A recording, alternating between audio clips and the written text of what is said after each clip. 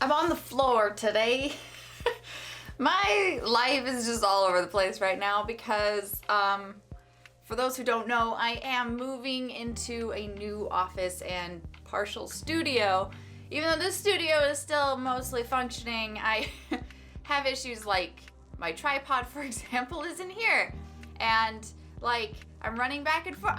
Things are cray, guys, things are cray. Right now my camera's set up on a light stand and I've literally just clipped my microphone to the light stand with a clip. I'll have to show you. I'll have to take a picture. I'll take a picture right now and I'll share it right here. I hope I'm back in focus. Okay, so guys, thank you for joining me for another episode of Free for Thursday, where I share 3 things about something on Thursday. I am your host, Gladdy from Heart Take the Wheel, your brand and business photographer. In today's episode, we are going to talk about Instagram stories. So I'm going to share with you my 3 kind of go-to categories or ideas or what to share kind of things. I don't really know what to call them. So I'll be sharing with you my 3 go-to ideas or types of stories that I like to share on a regular basis. Okie dokie, number 1. Guys, number 1, the first easy peasy idea is to share your day. Tell us a story. Tell us what you're doing today. Tell us what you're working on. Show us a little behind the scenes. Just share your day. I know that sounds really simplified, but guys, don't overthink this. That's what you do. We want to see what you're doing. We want to see what you're up to. We want to see how you're doing it. We just want to watch your story of your day. It doesn't have to be extreme. You can go super creative with it. You can also go super simplified with it and just simply tell us oh, I just did this thing and now I'm gonna go run off and do that and da-da-da-da. And it doesn't have to be a million stories too. I will preface this and say that you really gotta read your audience. If you're used to sharing a million stories and you have good retention on a million stories, that being the number of people who are watching the first story is not dramatically different from the number of people watching your last story. If you have good retention throughout, then you do what works for you. But I will say that as a viewer, you might be similar. You might not want to sit there and listen to a million stories. However, sometimes there's just something that's going on that does require a million stories. But in that case, just ask yourself if it should be a million stories or if you should just go live real quick and just talk about it. And then people can watch the live if they want to digest all of that. Or you can make it an IGTV if it's a big show and tell kind of thing, and you could just make it an IGTV instead. So do ask yourself that whenever you're about to do what you know is going to be 30 stories long. But sometimes I will say I do prefer to just go through it in stories. If you're sharing screenshots of things or if you're sharing quick whatevers, then I do like to tap through at my own pace. There is that benefit of stories where as a viewer I can tap through your day or how you're doing something or you're behind the scenes and go back and forth and pause whenever I feel like it, and digest it at my own pace. So that was just a random disclaimer I wasn't planning on, but I just thought I'd mention it. Everyone does things their own way. There's no right or wrong way. I guess there might be depending on who you talk to, but I just say do you. And if you have good retention on it, if you got the audience that loves it, you can tell because they keep coming back and they have that retention. Like I said, you have a big chunk of people who are watching that very first story, and then you have a continuation of that chunk throughout the rest of your stories. You will have natural fall off, but you want to make sure that those numbers are not you got thousands over here and then 20 at the end and you're what happened? Also just keep in mind though that if you use certain hashtags on some stories or location tagging on some stories, that will also change the numbers throughout your story if you do so on some and not on others. That's we're diving into a whole nother topic right now about Instagram stories. Apparently that's what I feel like doing this video on. We'll do that later. But let me dive into more little examples of the throughout your day, tell us your day kind of stuff.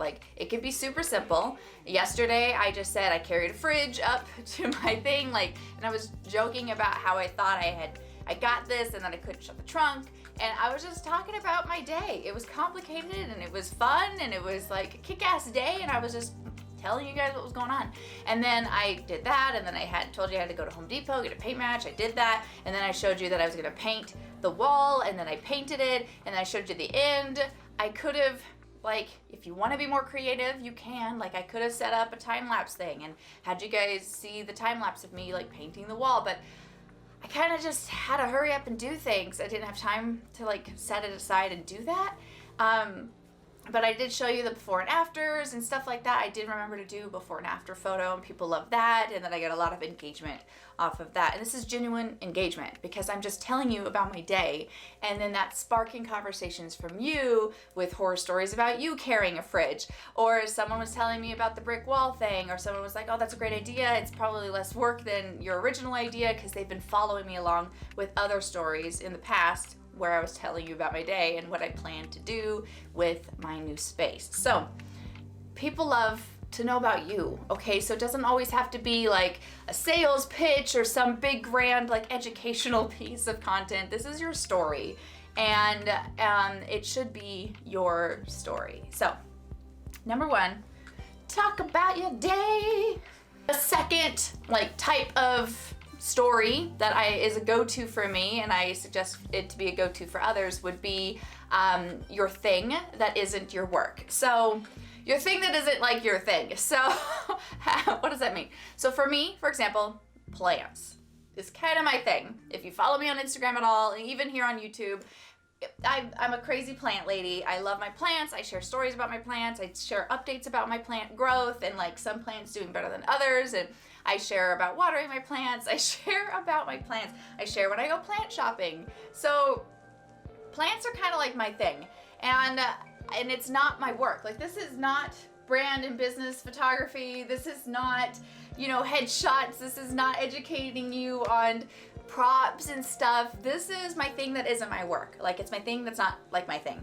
Does that make sense? So whatever your thing is, whether you're a travel blogger or you're a, brand strategist, or you're a coach, or you're a, financial advisor, whatever your like thing is, what is your other thing? Like, what is the thing that's like part of you that isn't your work? So for some people I know, it's glitter, or it's Taco Tuesday. I know someone who just casually started talking about Taco Tuesday because it's kind of a thing in their house, and now that's their thing. And it's not like some grand original idea. It doesn't have to be, but it's something that's genuinely a part of their lives that they started sharing more. And now she gets tagged in all the Taco Tuesday memes.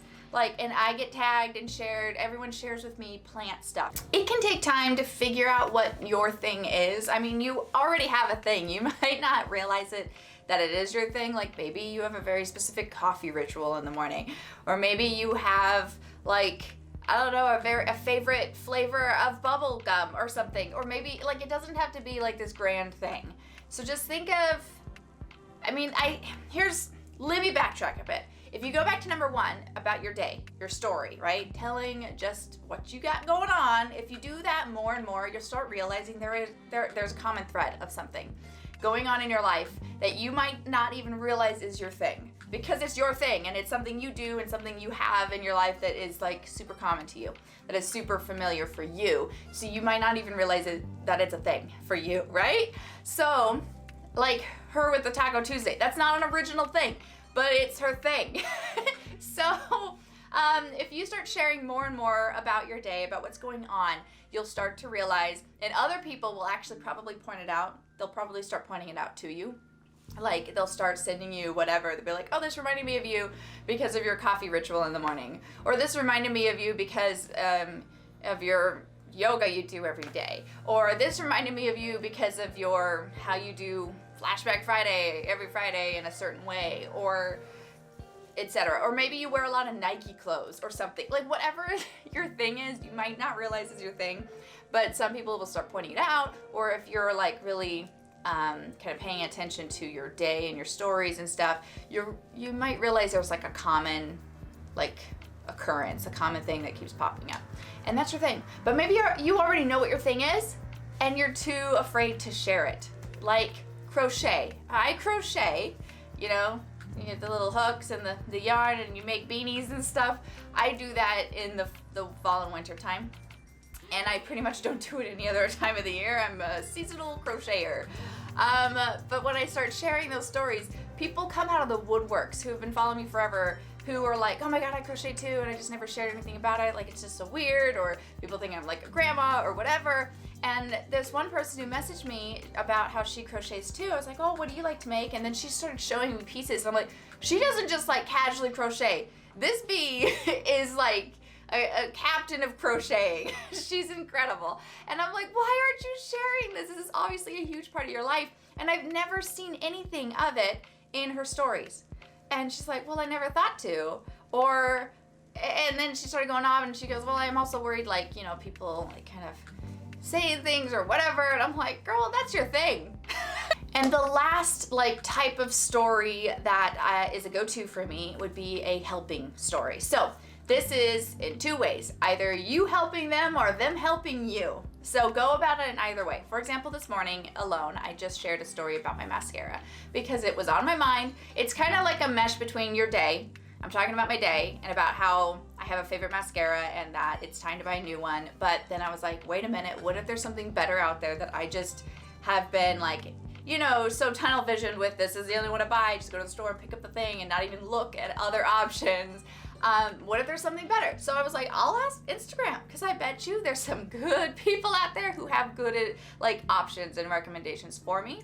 And so I shared with them what's important to me about my mascara, and like the wand is my favorite part, and I don't really want to get a different kind of wand. Like, I love that wand. And so maybe there's another one with a similar wand with a different formula, etc. So I'm talking about my day, kind of, you know, number one, but then also asking for help.